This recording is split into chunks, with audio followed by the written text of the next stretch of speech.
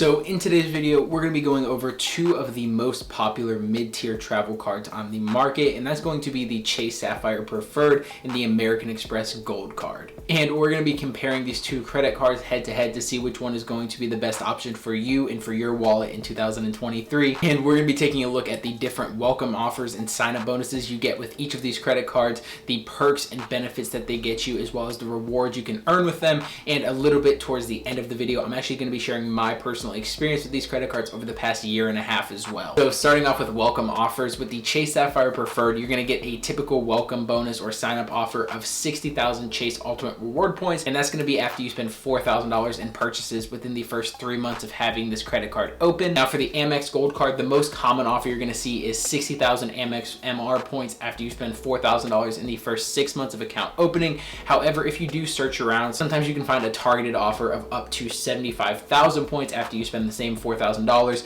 However, for the sake of today's video, we're going to keep things simple and just stick with using the base offer of 60,000 points. Now, looking at both of these offers, you're going to have a baseline value of around $600. Depending on how you actually choose to use these points can determine what kind of value you get out of them. So for example, if you were to use your Chase Ultimate Reward Points for travel in the Chase Travel Portal, since this card gets you an additional 25% value on your points, your 60,000 point sign-up bonus, which would normally be worth $600, now becomes worth a total of $750 for traveling. Whereas if you wanted to use the American Express Gold Card to book travel through the Amex Travel Portal, you would get about 1 cent per point if you were booking flights in that travel portal. However, if you wanted to book something like a hotel, you're only going to be getting about 0.7 cents per point. And so that means when you're looking at the American Express Travel Portal with your 60,000 point sign-up bonus, that's only going to be worth about $420 up to $600, just depending on how you want to use it. And of course, since both of these credit cards are mid-tier travel cards, you do have the option to utilize a airline or hotel transfer partner to use your points. By doing this, a lot of times you can get anywhere between 1.5 cents per point and even up to 3 cents per point if you were to book something like a long international business class flight. However, I always personally like to value my credit card points at just about 1 cent to 1.5 cents per point. That's what I found works best for me, and that's what I would always recommend for you guys. Just keep it a little bit more conservative so you're not overvaluing your credit card points. But to keep things simple in this video, I'm just looking at the comparison of different travel portals because I think that's how most people are going to be using their points when they get these credit cards. Most people aren't necessarily looking to use a travel partner. So if you were to just use the Chase Travel Portal or the American Express Travel Portal, you're going to be getting 1.25 cents per point on all of your Chase points through their travel portal. You're going to be getting about 0.7 cents up to 1 cent per point through the American Express Travel Portal. So for the first category, this is going to go to the Chase Sapphire Preferred. And for the next category, we're going to be talking about the earnings that you're going to get with both of these credit cards. So with the American Express Gold Card, you'll be earning 4x back on dining as well as groceries. You're going to earn 3x points back on flights purchased either directly through the airline or through the American Express Travel Portal. And then you'll be earning 1x back on all of your other purchases with this card. Now taking a look at the Chase Sapphire Preferred, this card is going to get you 3x points back on things like dining as well as online grocery purchases. You're going to get 3x back on streaming services. You're going to get 5x back on travel booked through that Chase Travel Portal, and then 1x back on all of your other purchases made with this credit card. And so even though the Sapphire Preferred does come with a few more earning categories than the American Express Gold Card, when you take a look at the categories that they share in common, which is going to be those dining and grocery store categories, you can see that the American Express Gold Card is going to come out on top with earning you 4x back as opposed to the Sapphire Preferred's 3x back. Another quick thing I do want to mention is that the Sapphire Preferred's 3x back on grocery store purchases is only on online groceries. So that means if you don't utilize online grocery services where you order ahead of time and you're just going to the store and paying for your groceries in person, you're not going to be getting 3x back. You're only going to be getting 1x back. So when it comes to the grocery store category, the American Express Gold Card not only earns better, but is a lot easier and straightforward to use as well. Next up, talking about the benefits of these credit cards. Both of these credit cards do offer pretty similar benefits that you would expect to see on a mid-tier travel card like the Sapphire Preferred or American Express Gold Card.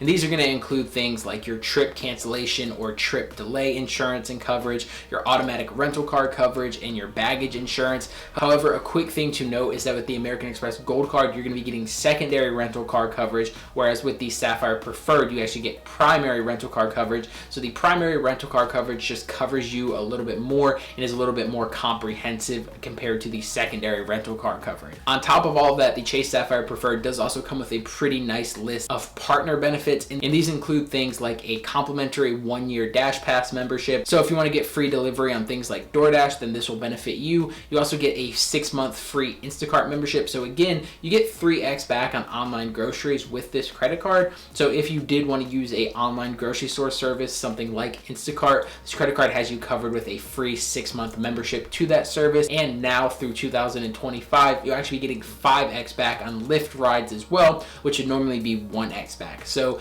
if you were someone who lives in a big metro city like New York or maybe Chicago or anything like that, and you utilize a lot of ride share services, then this could definitely benefit you as well to get that 5x back on Lyft rides. And for arguably the best and also my favorite benefit about this credit card is that all of your Chase Ultimate Reward points are worth 1.25 cents per point instead of 1 cent per point. So with any other credit card on the market, all of your points are always worth 1 cent per point, sometimes a little bit lower than that, but a general rule of thumb is 1 cent per point. However, with the Sapphire Preferred, it gives you that 25% boost on top of it. So anytime you're using your Chase Ultimate Reward points to book travel through their Chase travel portal for either a flight or hotel, you're gonna be getting 1.25 cents per point instead of 1 cent per point. So if you are someone who likes to keep things simplistic and transferring out to a travel partner and going through that whole process isn't really something that appeals to you, then in my opinion, this would be a great credit card for you because you're gonna get that additional value without doing any extra work or transferring out to a travel partner. So for the benefits category, I'm gonna give this one to the Chase Sapphire Preferred. And next up, I wanna take a quick second to touch on the annual fees of these credit cards because they are drastically different from each other. So the Sapphire Preferred is gonna come in with an annual fee of $95 per year.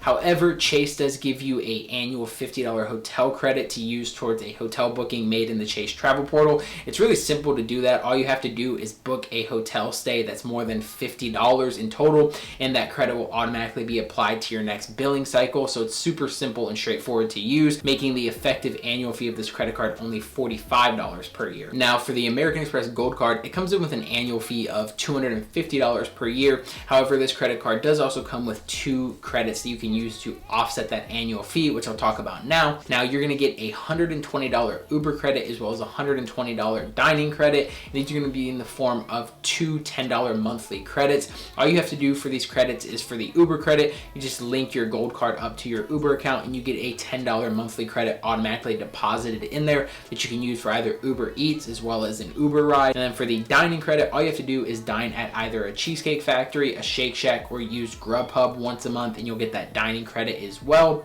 Now, a quick thing I do want to mention with these credits is not only are they use it or lose it credit, meaning that they don't roll over from month to month. So if you have a month where you don't actually use those credits, then you just lose them effectively for that month. So you're losing out on money. But another thing I want to talk about is I see so many people going on about how the value of this credit card is $240 per year and you have an effective annual fee of $10 per year. However, that's not always the case. And I say that because with these credits, in my opinion, they are pretty situational credits. So I'll give you an example of what I mean. So for me personally, I'm able to use the Uber credit very easily each month. I just order food for pickup through Uber Eats once a month and I get that credit. However, on the other hand, I don't ever really dine at Cheesecake Factory or Shake Shack locations, at least not on a consistent basis. So I'm not able to take advantage of that credit. So the value I'm getting out of this credit card is only $120 per year and not the full $240. So whenever you are looking at this credit card, I just want you to keep in mind that if you are not someone who's already utilizing these services or dining at these places on a monthly basis,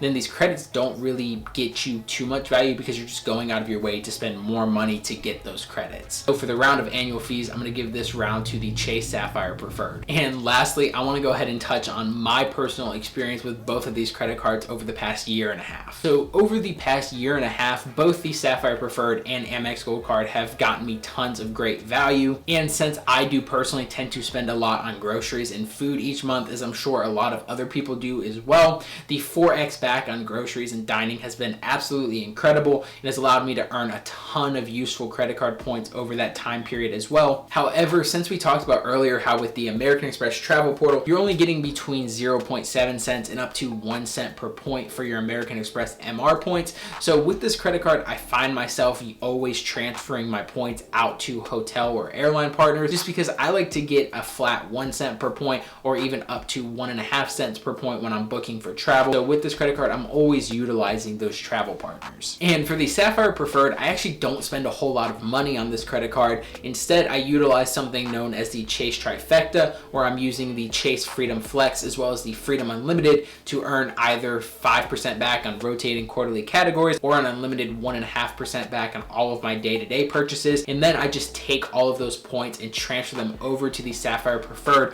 where I can redeem them for that additional 25% value. And by actually using both of these credit cards together for the past year and a half, I've been able to earn a lot of good and a lot of valuable credit card points from different issuers. And I've been able to just pull all of them together, transfer them out to an airline or hotel partner and use them that way, which is my personal favorite way of doing things. But to answer the big question of which credit card is going to be better for you, in my personal opinion, I think for the majority of people, they'll find more value in the Sapphire Preferred just because it is a great everyday card. It's a versatile card to have in your wallet, and having that additional 25% value on your points is going to be very good if you're someone who just wants to keep things simple and not have to use an airline or hotel partner to get a little bit extra value on your points. Additionally, this credit card does have a much lower annual fee than the American Express Gold Card, and it has a very simple, straightforward, easy to use $50 hotel credit that you get each year.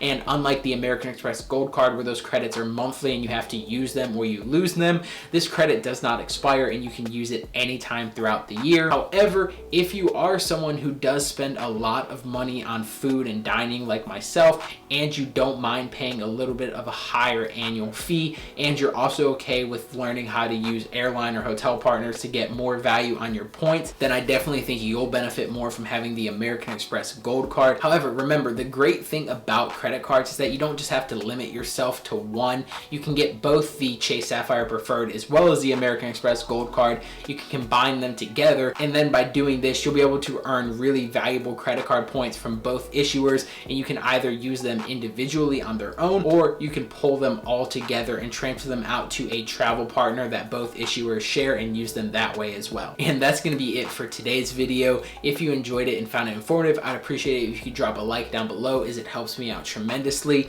And I would definitely be curious to hear from you on your thoughts about both of these credit cards, as well as which one you prefer and what's your favorite between the two. So definitely let me know by dropping a comment down there as well. If you're interested in more content where I cover personal finance and credit card tips, make sure to hit the subscribe button so you never miss a new upload. As always, each and every one of you are amazing, and I appreciate you all for tuning into my video today. I hope you all have a wonderful rest of your day.